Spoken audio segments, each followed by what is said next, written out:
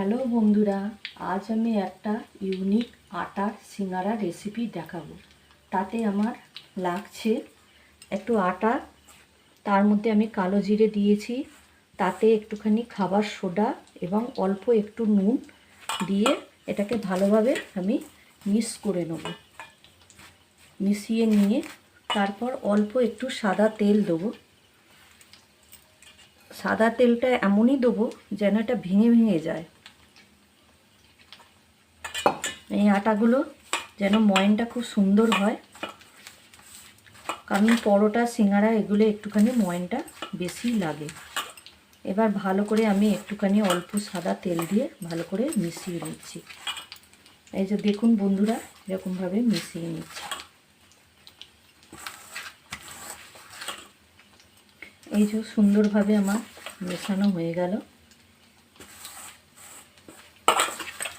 এবার এটাকে আমি অল্প জল দিয়ে 20 মিনিট আমি রেখে দেবো।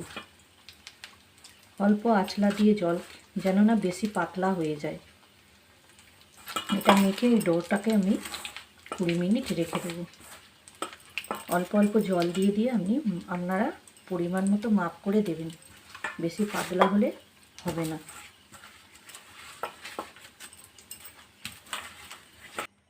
হুম 20 মিনিট পরে আপনারা এইরকমভাবে এগুলো বেলে নেবেন।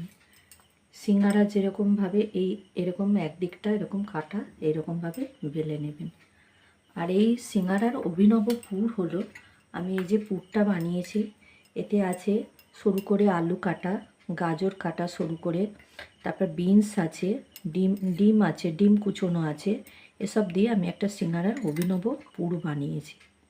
আপনারা এরকমভাবে সিঙ্গারা করে দেখবেন, খুব দারুণ লাগবে। এবার আমি এগুলোকে একটা একটা করে আমি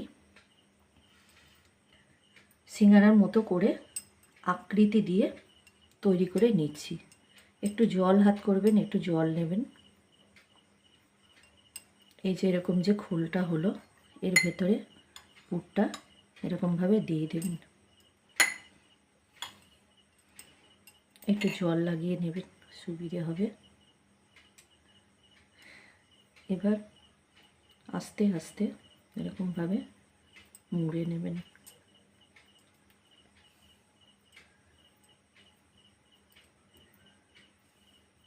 দেখুন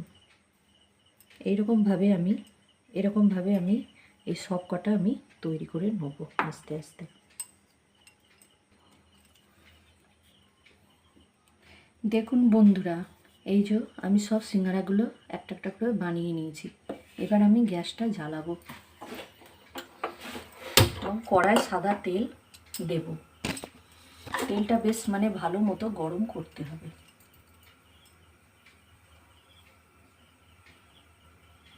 হ্যালো বন্ধুরা, দেখুন তেলটা কি সুন্দর গরম হয়ে গেছে। এবার আমি সিঙ্গারাগুলো এক এক করে ছেড়ে দেবো।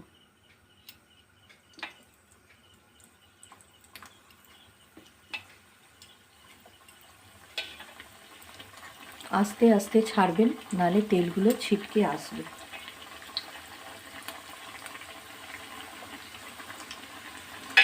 এবার একটু একটু লালচে বাদামি বাদামি করে একটু ভেজে নেব।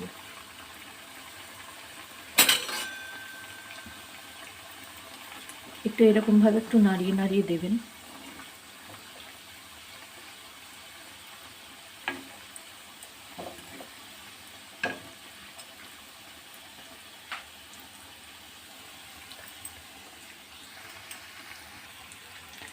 আঁচটা একটু কমিয়ে দেবেন, কারণ বেশি জোরেতে ভেতরটা কাঁচা থেকে যাবে সিঙ্গারা, আর ঠিকঠাক হবে না।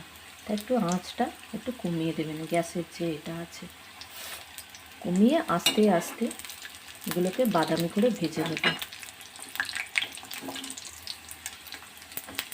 দেখুন বন্ধুরা, কি সুন্দর এক সাইড বাদামি করে ভাজা হয়ে গেছে। এবার এগুলোকে আমি আস্তে আস্তে উল্টে দেবো। ছাঁচা দিয়ে করলেই জিনিসটা ভালো হয়। এরকমভাবে একটা একটা করে আপনারাও উল্টে দেবেন।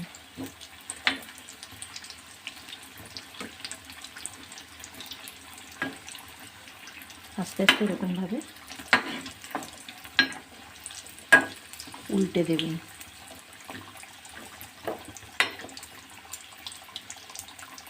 এই দেখুন খুব সুন্দরভাবে হয়ে গেছে। এবার আমি কড়া থেকে আস্তে আস্তে তুলে নেব, একদম তেল ঝরিয়ে আস্তে আস্তে তুলে নেব। বেশি তাড়াহুড়ো করার দরকার নেই, কারণ তেল ছিটকে আসতে পারে। এরকমভাবে তুলে নিয়ে